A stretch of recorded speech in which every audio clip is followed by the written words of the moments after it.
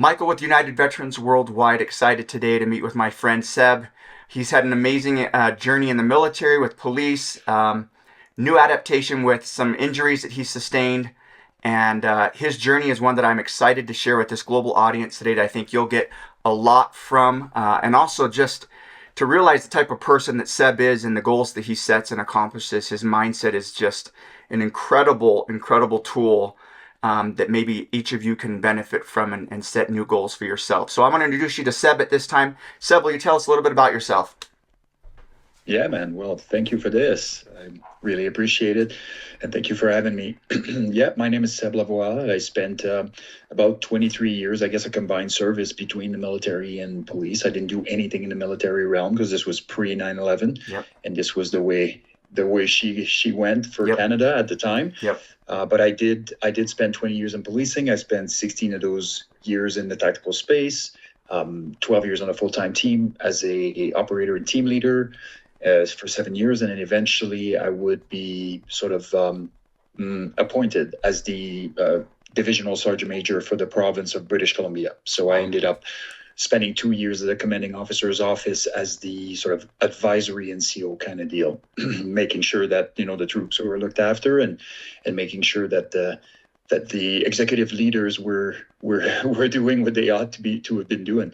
And so it was bridging that gap was sort of my role. And then in 2021, I decided to do something different. And, after a 20-year career and an exciting career and a great career, I decided to take the show on the road and explore other things in life. And so that's what brought me here. Yeah, brother. That's awesome. Yeah, I'm excited to learn from your experiences. One of the things that I'm learning in this podcast, this YouTube channel, is I interview first responders, and my respect for what you've done and what you do and what others are doing still today, day to day, grows immensely. It makes me be much more cautious when I'm driving, when I'm interacting with police and fire and first responder medical, because of the trauma that they face each day, 3 to 4 traumatic experiences, people's worst days when they have to show up, and for the trauma that you guys endure and have to learn how to process over time and hopefully the right way. It parallels the lives of our veterans who return back from combat, who process trauma differently at the time, really don't really process it, and then have to pay for it later. The muscles have memories, and it comes out in good ways or bad ways later on, right? Yeah, absolutely. I mean, the sacrifice also exceeds the people engaged in the activity. It's the people supporting them, the families and the kids and everybody involved. And so it's really a community responsibility as far as I'm concerned, and if I had it my way, policing and public safety and even the military to a large extent need to be a community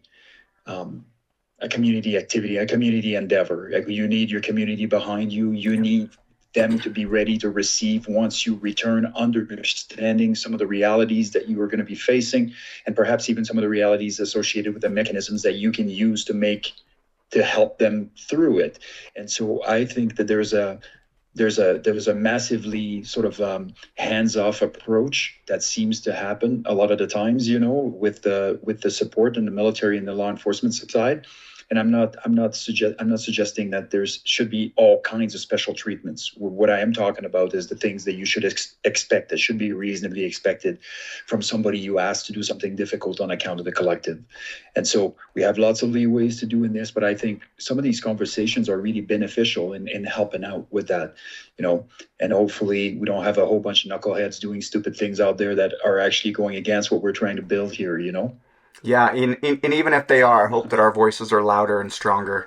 100%. I interviewed a Russian soldier in Ukraine several months ago, and it was over text was our interview because we couldn't do video and we couldn't do audio. And he was really being careful not to disclose who he was, where he was, what's happening. But the trauma that he was undergoing by serving his country, which he felt was an honorable decision, whether or not it was the best decision to go and fight in Ukraine, right? That was out of the question for our discussion. But I made a commitment to him that when he returned from combat, and his combat tour was an unlimited space of time. They put him on the front lines, and he was serving until either he was injured and taken out of the fight, or they eventually called him home. And it had been up to 3 years already where he was in a combat zone. So imagine that compounding trauma over and over again over that period of time. My commitment to him was, when you get home, I'll be there to catch you. My channel, my global veterans will be there to catch you, to challenge you in your healing and processing of this trauma, and you won't be left alone to struggle. And Amazing. that type of community that you mentioned for first responders needs to be there with veterans tied in, because we are a brotherhood of servants who have done our job locally and afar. Yeah, yeah, I agree. And wherever you stand on the political spectrum is pretty irrelevant, That's really, right. in the big scheme of things. But I mean, one of the relevancy that we need to really invest in is the control of our part when it comes to supporting or not supporting certain actions taken by political entities that definitely do not engage in combat Yep. themselves, or do not engage in some of the activities that we are engaged in. And I think that there is a need not only to elect proper governments that are going to be, doing what they do in and so far as the best interest of the collective, but also for us to have monitoring capacity over the decisions that are being made and have the ability to interject a little bit more forcefully. I mean, I think that we lose all power once somebody's elected, it seems like, and I don't know if I'm the only one getting this impression, but it's almost like you're losing the voice once the people that have made all these promises, that have, electoral promises and whatnot, end up in a position where they can make critical decisions, critical life-altering decisions for people that are going to be subjected to that. That includes us as the community, but also our warfighters and our Leos. we really ought to do better at being present when the decisions are made, and being loud enough when the decisions are made, so that we have an impact. Because it's 2024. There is zero reason in the world where we are still as humanity engaged in combat. There is zero reason why that should happen. And I know this is a utopian idea, and I know that it's never going to happen, because there's always going to be that person, that either greed or power or money or a combination of all of those things. Yep. Ideology. Yeah. 100%. Yeah. And, it's very, very unfortunate, but we as a community, we are going to need to make the decision, as humanity rather, because when I say community, sometimes it could be, sort of not nearly as inclusive, everybody around, but as humanity, that's sets us straight, so to speak. But we need to be very, very mindful of what we're doing and how. Yeah, there's always a cost to those decisions, and unfortunately, the lives of veterans isn't weighed in those decisions. It's other things that are taking priority over it. And someone asked me once. Actually, I asked a Vietnam veteran once, "Hey, how do you feel about your service that you gave back in Vietnam?" And he was very angry, and he said, "I don't want to talk about it. I hate it. I don't want to talk about it." And he came from a generation where he was drafted, and that was a different experience altogether than what I went through when I enlisted and volunteered to go. But I am proud of my service.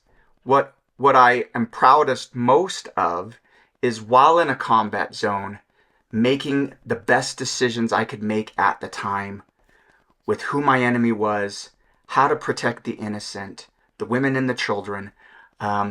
I'm most proud about those decisions in combat, more so than eliminating the enemy. Because one of the reasons I joined up was because I'm a protector. If I don't ever have to fight again, so be it. But I'm always ready because I'm a protector.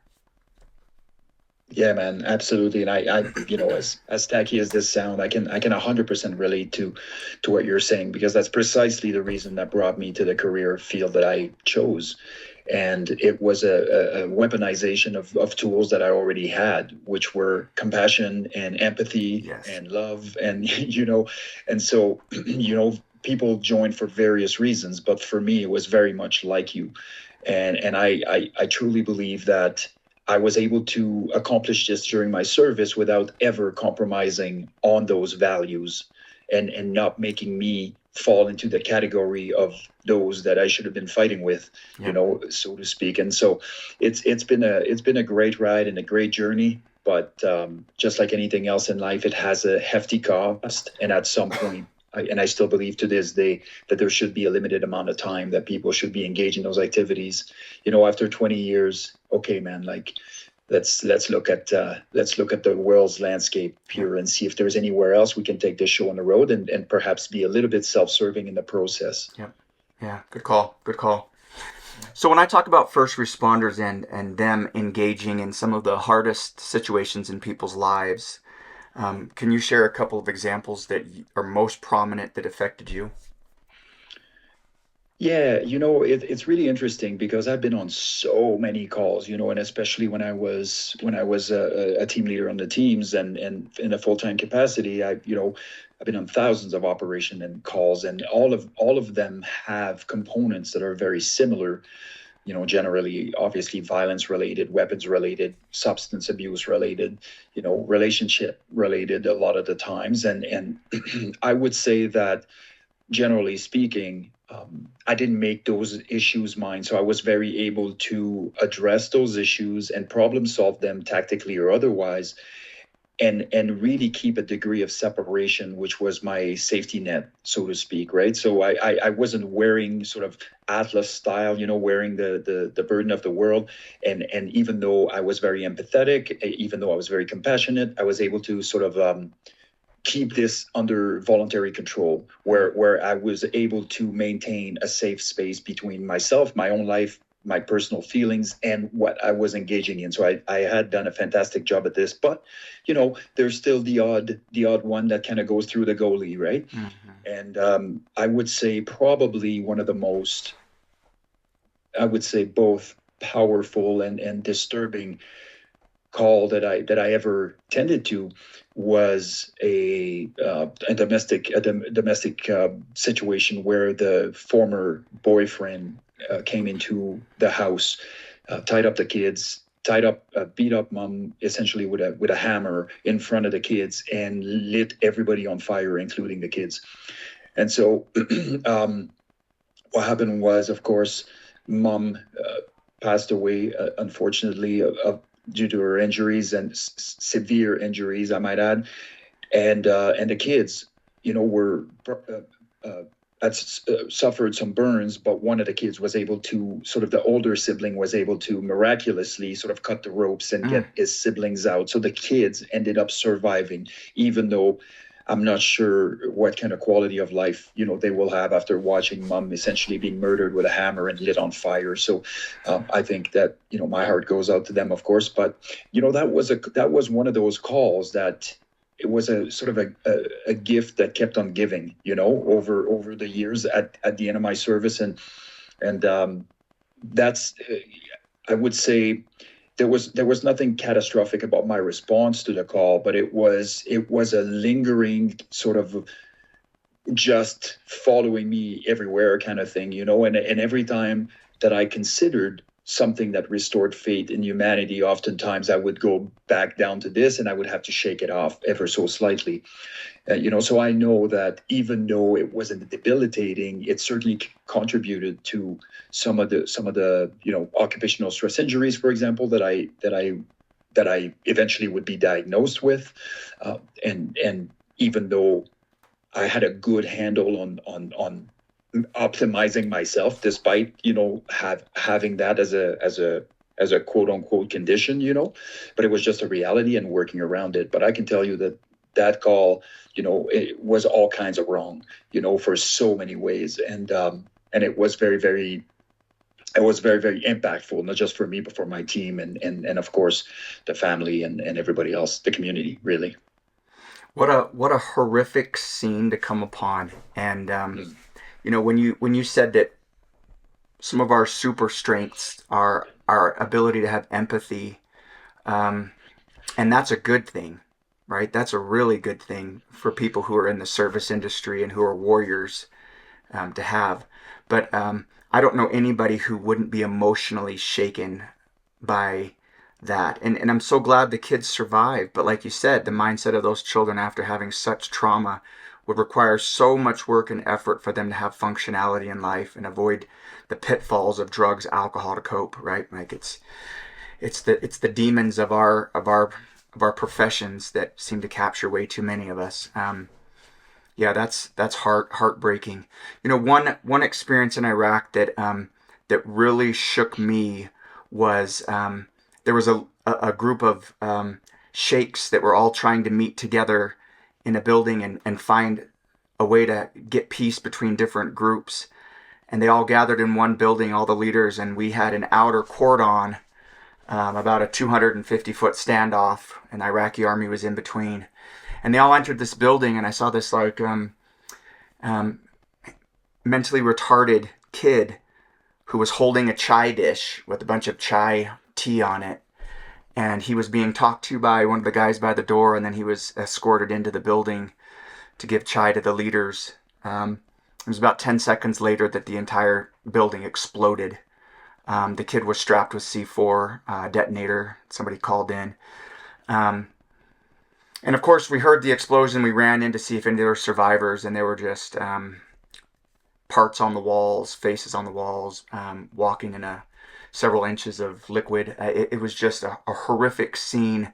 But the hardest part wasn't necessarily that gruesome part. It was seeing that kid before we went in, and those eyes, and that's what kind of messed me up for a while. Was him, the innocent person in that whole escapade, right? They took advantage of a disabled or handicapped kid and did that violence.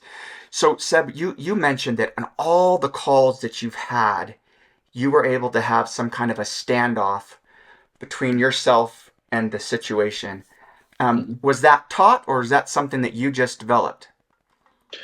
I think it was developed over years, of being a victim of bullyism or whatever. So it became a self-protection mechanism at some point where I was really able to compartmentalize some of the emotions associated with whatever it is I was doing, but without losing that compassionate side of mine. But I just understood that I would be eaten alive if I walked around with my heart on my sleeve all the time, and I think that that's just a realization that was a hard realization that I had as a youth. And I think that it actually helped a ton, in managing some of the emotions associated. So if you were to ask me, would you change anything about your youth? I would say absolutely not, because I'm very happy with the man that I became and the adult that I became. And you can't take away the adversity and the things and hope to get the same results, because it ain't going to work that way. And so for me, it was one of those things where, even though it was a very, very difficult sort of youth and upbringing and the whole nine yard with a 15-year-old mom, but also it made me into man that I would later become, that allowed me to interfere with, what I perceive as evil. And certainly it could be a case could be made for that, and just do so in a way that I was also able to preserve myself in that and not completely eradicate my soul with the things that I was seeing and engaging in. And I do believe that, I believe that people genuinely do that. I believe that especially empaths or people that are very, very connected to other human beings will often have very severe reactions to some of the hurts that's imposed upon others. And there is truly, that's a blessing and a curse, in that you're going to have your own pain, you're going to have your own burden, and you're going to be carrying a very heavy load. And if you start taking on everybody else's load when yours hit, then what happens? And so I think that having the ability to really take a step back and say, this is horrible. It's a horrible situation, and I'm here to help, and I will do, and really be mission oriented. So for me, for example, in this case, with this specific call that we just spoke about, I refocused all my energy, since my team was responsible to resolve the tactical dilemma that was to find Buddy and arrest him and his cronies. All of that was falling in my lap. So I reallocated all my energy to making that happen, because I knew that there was no way for me to change what had happened, but I could change everything about the future if I invested in, or most things about the future. I guess obviously you can't account for the justice system and what they're going to do or not do or whatever the case is. But for me as a human being, what can I do now to help? Because you always feel hopeless and useless, right? You feel useless, right? That you feel like there is nothing you can do. But the reality is there's always something you can do. And the best thing that you can do for the person that you were doing it for turns out to be the best thing you can do for yourself in the context as well, most of the time, if it's done correctly. So this was just from me going from thoughts to action, and really what can I engage in to take action instead of thinking, and going down the sort of the rabbit hole of like reminiscing, is there anything I could have done better? Or is there, and that will come, after everything is done.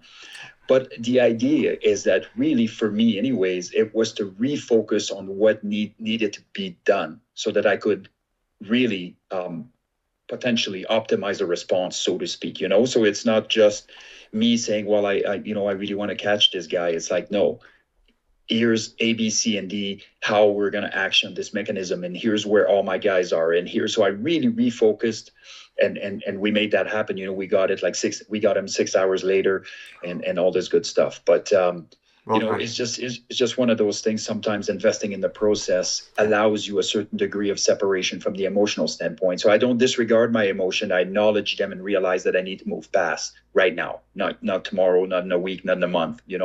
I need to move past right now because there's things that need to be done. Yeah. But also I visited the emotional side. It's not like I completely negated it, because we know that if you completely negate it and you're refusing to see that it has an impact, or refusing to admit it, or refusing to admit that it's horrible, then it comes back with a vengeance. Just like anything else you put in a drawer and lock and throw away the key. Yep. Seb, you've said some very important things that I hope the audience today is capturing, and I wrote this down because you talk about, in generality, a childhood experience of bullying, of isolation, or whatever included in that, and having that experience turn you into the person you are today. And that is such a valuable message for the world today, that when you're acted upon by things you can't control, what you can control is your mindset and what you're going to do with that and how you're going to form yourself going forward, right? And you've made yourself into a beast of a man, mentally, physically. You've done excellent work, right? I love the phrase you used, allocating energy. Like, that needs to be the title of your book. Allocating energy to the right thing at the right time without hesitation. As a law enforcement officer facing a crime, horrific, looking at the next steps, you allocate that energy the right direction. So there's still an expenditure of energy, but it's to the right thing. I constantly promote fitness, movement is medicine, on the channel, because I get my fight out every morning at 5:30 in my garage gym. Now, my garage was cold this morning. It snowed over the weekend.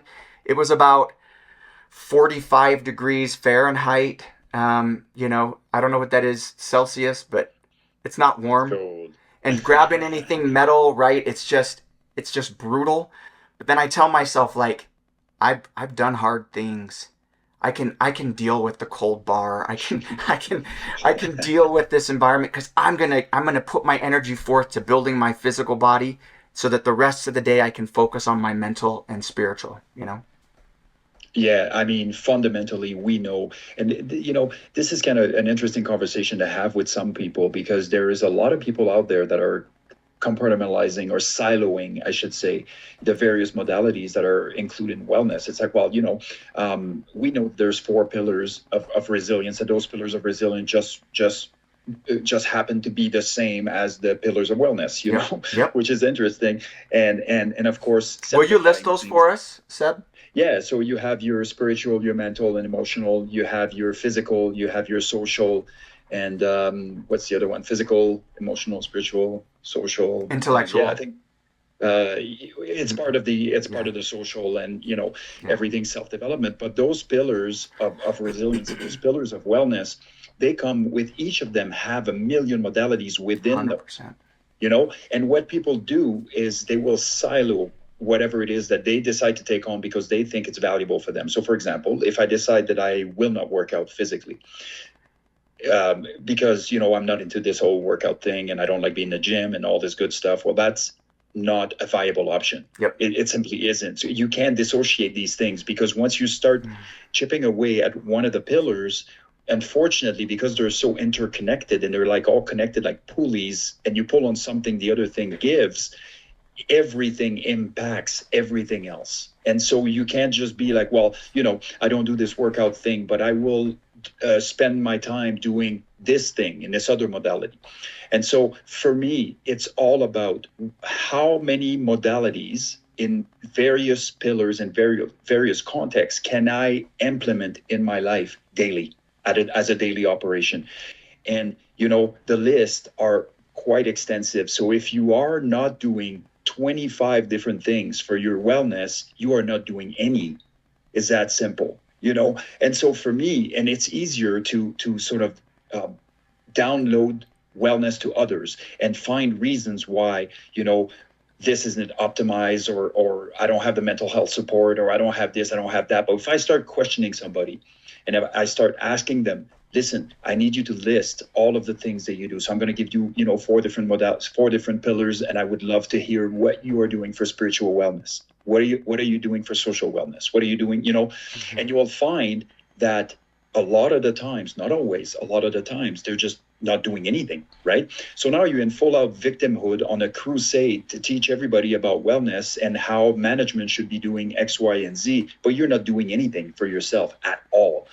So you want to problem solve something, start internally, not externally, because you have to really, really look at the process and what you are putting your time into and invest into, and see if you are doing enough. And if you aren't doing enough, then you know that. And once it's exposed, you can address that. Mm-hmm. And so, it's natural propensity to simplify things, because our brains do not have the ability to really master complex, something like, hey, we're flying on a ball of water in the universe, there's so much that's absolutely insane about being a human being in our context, that our brains simplify everything, because we don't have the capacity to understand really, and I think that the difference is from a cognitive standpoint, oftentimes it is the case, but we can feel. We have incredible intuition. We can feel when things are wrong. We can feel when they're right. We just need to believe, and we just need to trust in those tools.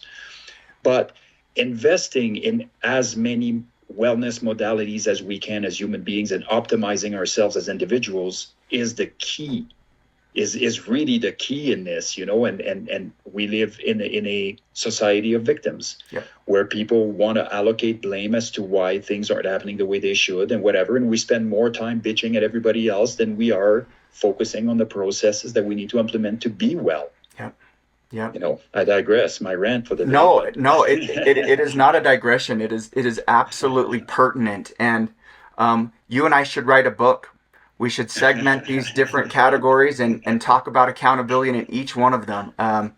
That would be something that would be really important for this rising generation to understand.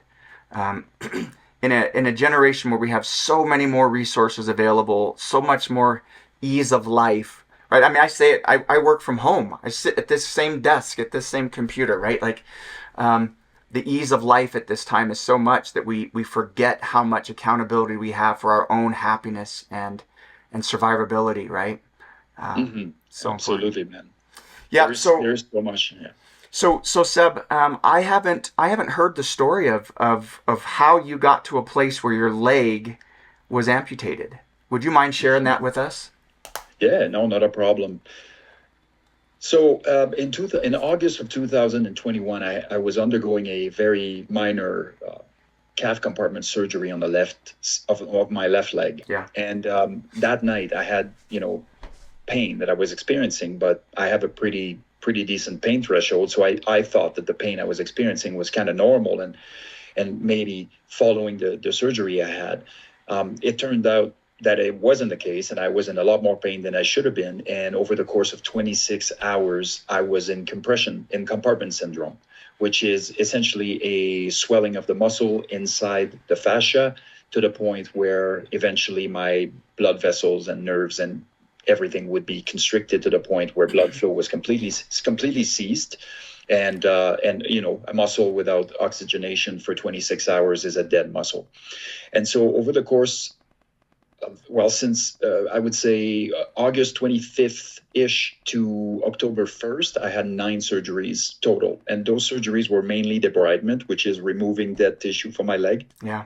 And, every day was a new day with my calf muscles getting smaller and smaller, and they weren't that big to begin with. So anyways, but eventually so October 1st of 2021 was my last surgery where they closed the wound. It was a catastrophic wound also, but they closed the wound and everything. And so for the next 2 years, I engaged in recovery processes. And I mean that, wholeheartedly. I was in recovery 5 hours a day, every day.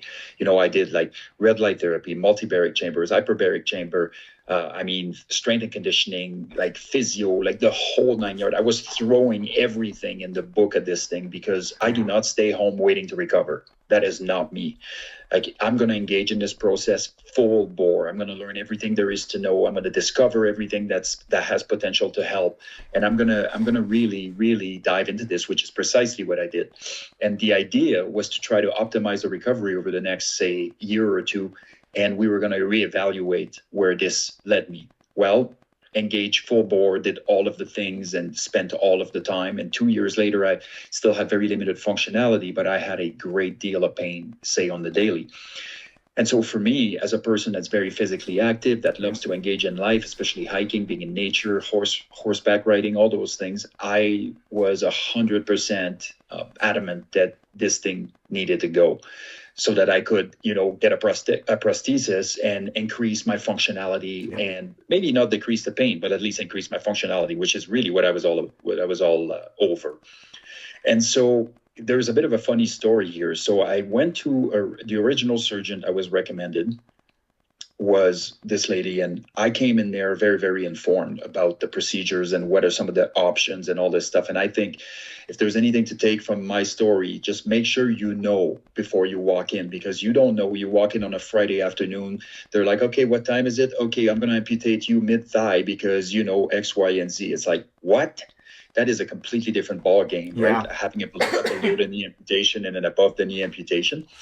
And so what ended up happening is it was pretty clear that we had irreconcilable differences, myself and the surgeon. And she recommended another surgeon, which to me was I was a bit concerned with that, because, if somebody that didn't impress you is recommending somebody else, there's a good chance that person isn't going to impress you either. But in this case, it turned out not to be the case, and I lucked out.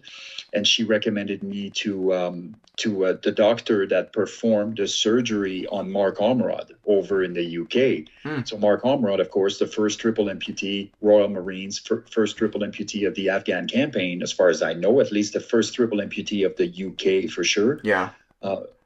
Had the same surgeon, Paul Hindles is his name. And so I was put in touch with him. I had a conversation with him. I told him what my situation was, what I intended to do, why I was seeking an elective amputation. And he said to me, I've met guys like you my entire career. Like, if I don't do this, you're going to come back in a year and want it again. He's like, let's do this. Let's get you what you want, and let's get you back out there in the world and doing the things you want to engage in. And the rest is history. So this year, 2024, on January the 8th, we removed the leg below the knee, and it's been, recovery and engagement with life since. Yeah, that's an amazing story.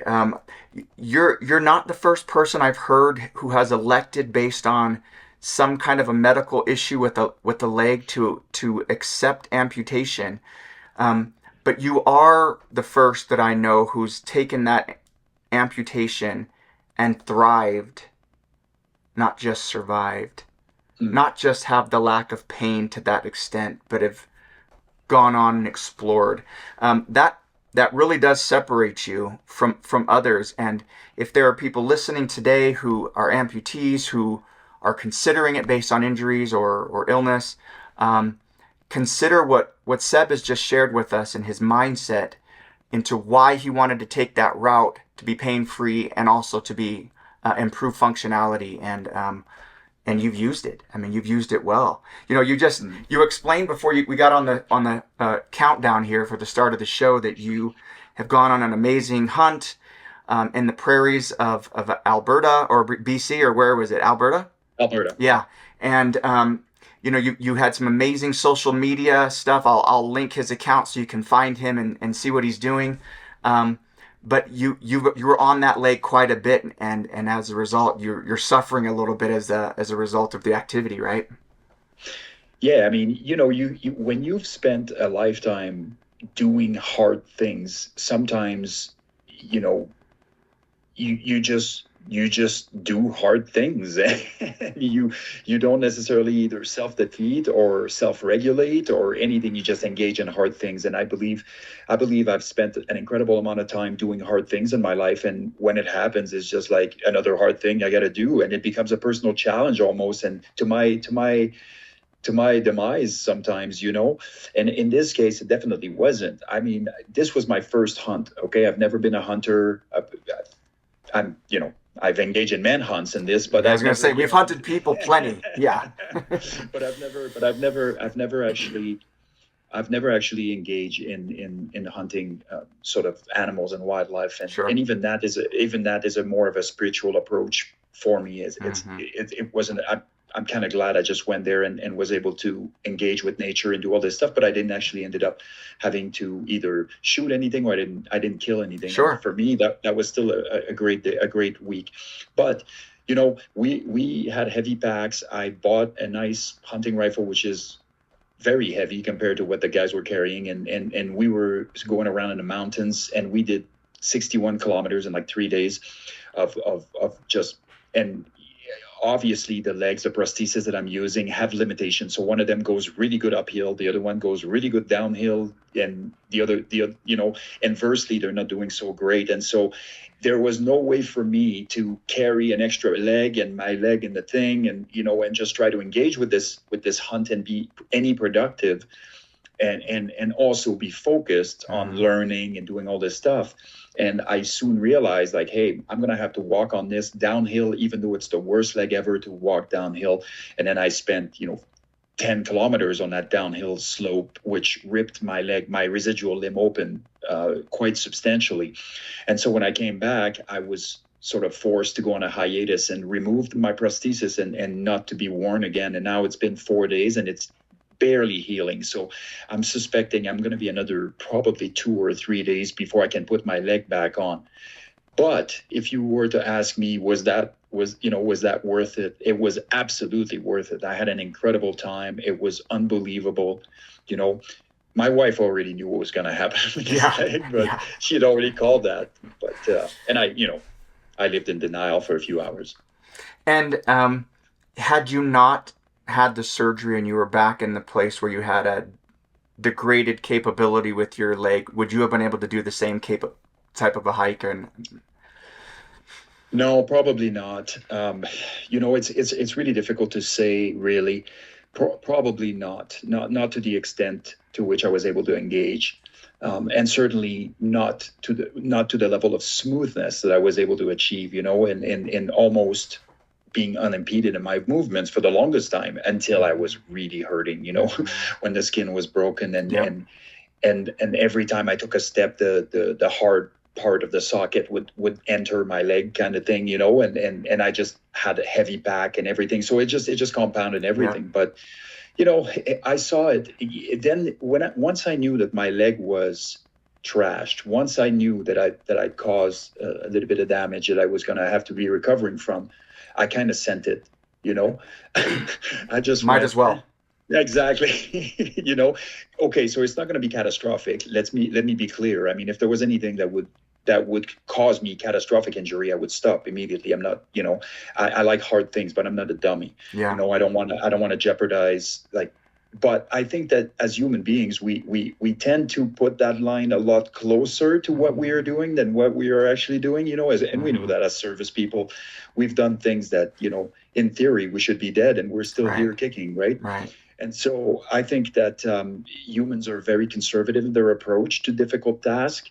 And for those that have been through truly difficult tasks for many, many years, I mean, we know where the line is. And for me, I knew where the line was, but I also knew that I needed to be out of my comfort zone and really push that thing. And so as soon as it started creeping on me and I started feeling it, I said, well, you got two choices now. You either abort and go back home and let it rest and recalibrate, re-engage later, or you just send it, and sometimes my cognitive brain, it takes over and I do things in a very logical and measured way. And other times I'm just like, send it.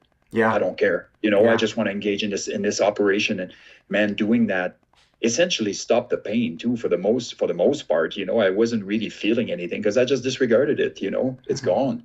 But then when I came home, of course, after a hot shower and a meal, everything surfaced. And then it was more about, okay, what am I going to do moving forward, Yep.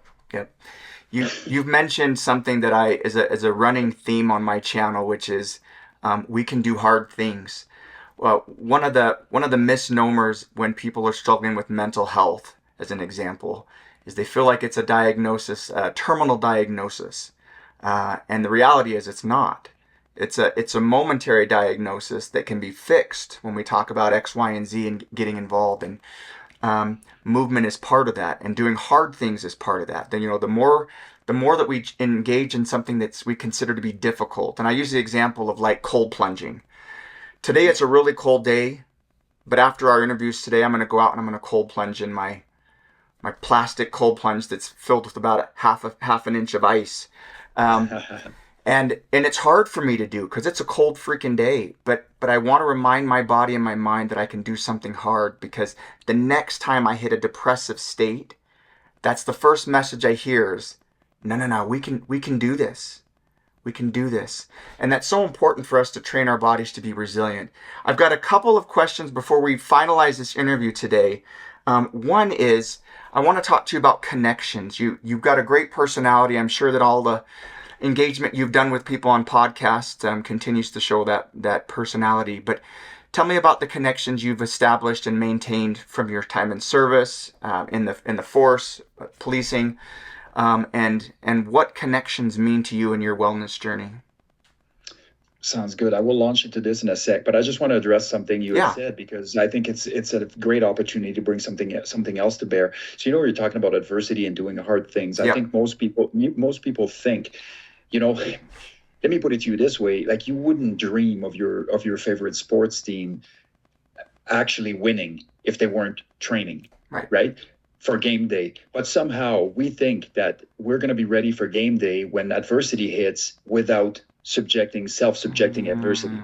And it just doesn't work that way. It's quite the opposite. So you got two choices. You either cross your fingers and wish that life doesn't hit you, which is absolutely not going to happen, or you engage in hard things and you start teaching yourself that you can survive through and thrive through things. And when things start happening to you, you have a reference point to relax that central nervous system, to relax you, and to really engage in that and be like, no, I got this, and it just builds that sense of self-confidence. And it doesn't happen by accident. It needs to be, it's by design, and you have the control over that. And once you understand that, you're empowered to do that.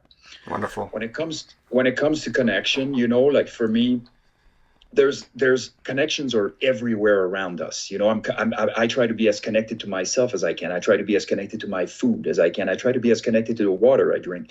My wife once said to me, she's like, I've watched plenty of humans drink water in my life. I've never seen anybody that enjoys it as much as you do.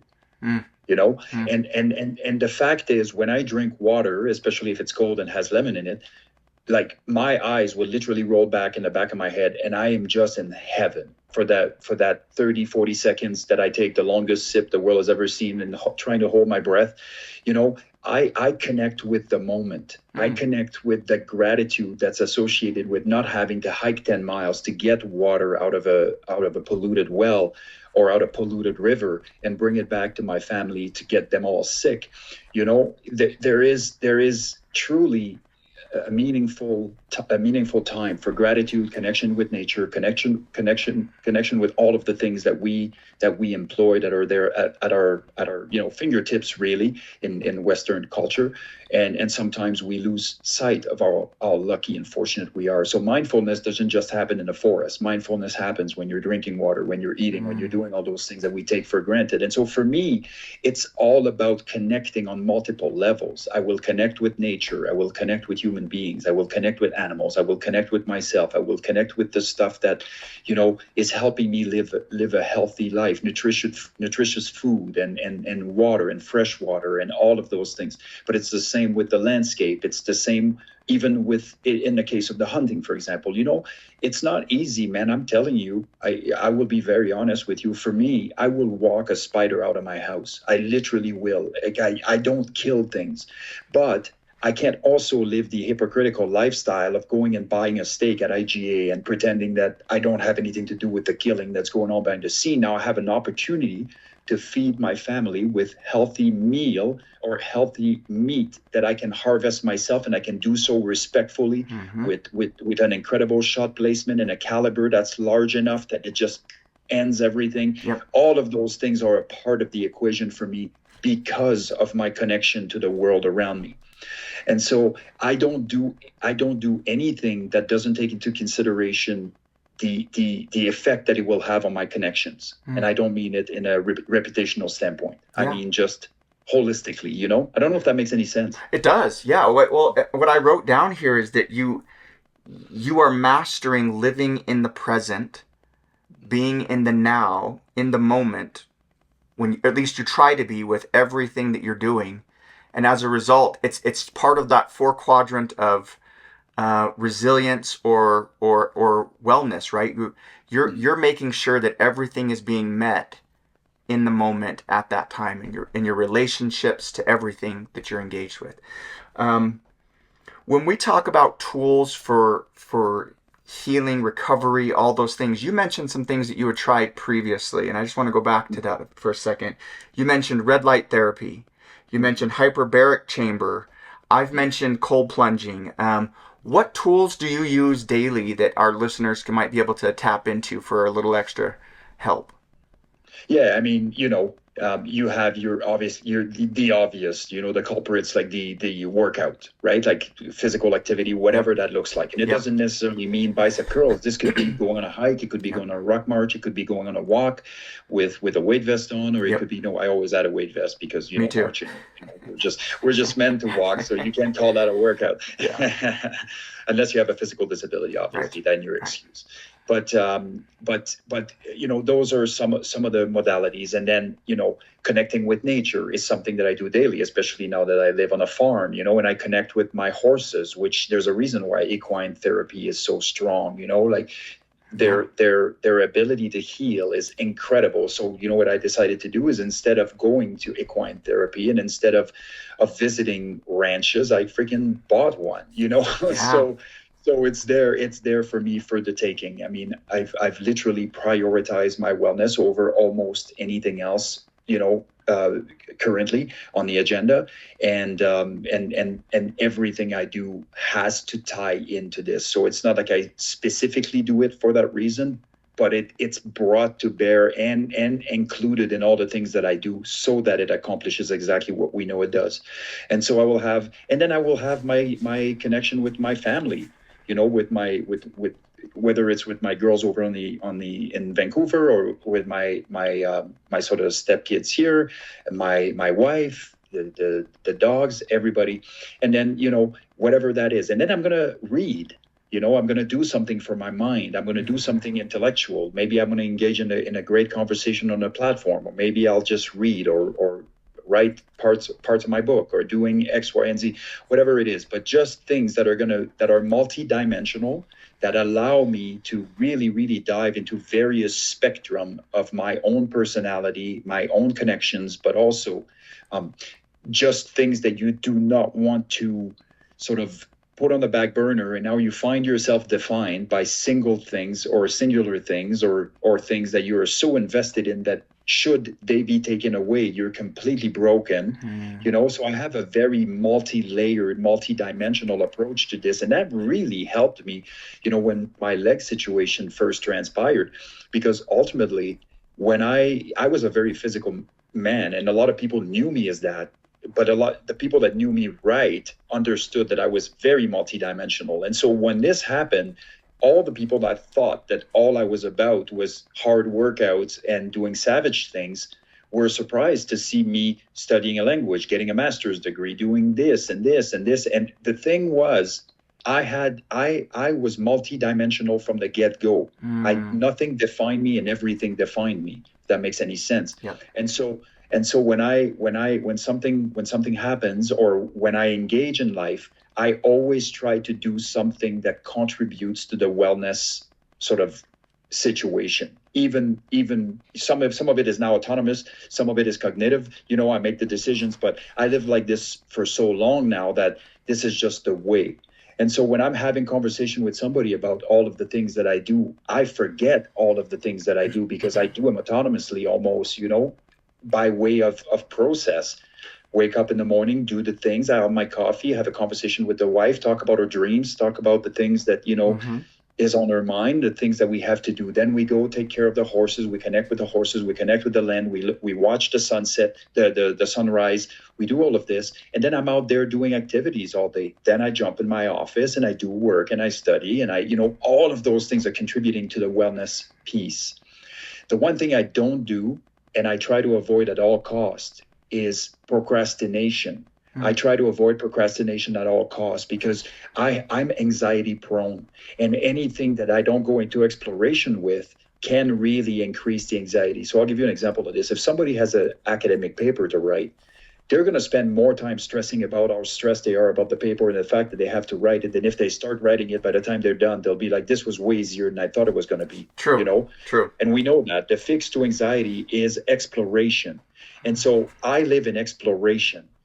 I will continuously engage, and instead of sitting back and thinking I should be doing this or I should be doing that, because then unfortunately I invite sort of anxiety back into my life, I've never heard the prescription to anxiety. Exploration. Yeah. 100%. Yeah. Think of it in almost any scenario, think of it in almost any scenario. I mean, I can go on and on about these scenarios, but I use the academic paper. But let's talk about gym going, for example. I had a client who was, because I've been coaching for the last 3 years, all this good stuff. But I had a client, his thing was he could wake up in the morning, he could train, and but he had an issue with a perception of being judged, like when somebody have a sort of a perception of being judged by others when they go work out, and he thought that all eyes were on him and all this good stuff and whatever. So instead of like sending him to a gym and say, well, go anyway and just, suck it up, buttercup and whatever, we basically had a thing. It's like, hey man, here's what I want you to do. I want you to go to the gym and I want you to walk on the treadmill for 10 minutes until you have sweat that sort of purling down your back. If you don't feel like doing anything after, you're out. You don't have to stay at all. I don't need you to. Every time he got engaged in his workout, right? After a couple months of that, he realized that other people, he was projecting. Nobody cared. In fact, people were looking at him going, man, yeah, you're a little bit overweight, but you are here doing the work, and they're giving him that gratification or that external validation, which he didn't need at all, as far as I was concerned, but clearly he felt he did. But the fact is, it caused a massive anxiety for him to even, another one of my clients is workout, does all of the things. But his thing is, when we found out after sort of exploring what was going on, because he had a lot of anxiety when he was waking up in the morning. I'm like, okay, let's have a look at some of the things that you're doing. And is there anything that alleviates that? Is there anything that makes it worse, or whatever the case may be? And one of the things he said was, I hate being cold. I'm like, well, that's interesting. You're single. You don't have anybody to sleep with. Why don't you put your gym gear inside the blanket, and just lie there all night, and it'll be nice and cozy in the morning. And sure enough, that was the fix for him. Anxiety was attached to him freezing when he got up, you know, and as funny as it sounds for you and me, that was his reality. Yeah. And so for me, exploring, like, what are we looking at here? Did you even sort of paint the picture of the landscape so that you know why you're reacting a certain way, certain things? And no, he hadn't done that. So he hadn't explored. He just was living with anxiety, right? Yeah. So it's the same for recovery. It's the same for amputation. It's the same for everything. You're going to spend your time going down rabbit holes and imagining the worst, when really all you have to do is to engage in the process of learning and do it now, you know, and watch your anxiety diminish. That's called going into exploration, you know? Yeah, that's brilliant. That's brilliant. Seb, I've enjoyed this conversation with you as I have the last time we talked. And I'll give our listeners a heads up that this is part 1 of 2. I'll have Seb back on, and he's going to share some more experiences with us and his wealth of knowledge, and hopefully more things that will add value to your recovery, your wellness journey as well. Seb, thanks so much for joining us today and for sharing these things of wisdom. I've taken a whole page worth of notes. I look forward to reading your book one day. I think it'll be excellent. And yeah, just thanks very much for joining us. It's been great. Thanks for having me, brother. All right, man. Appreciate it.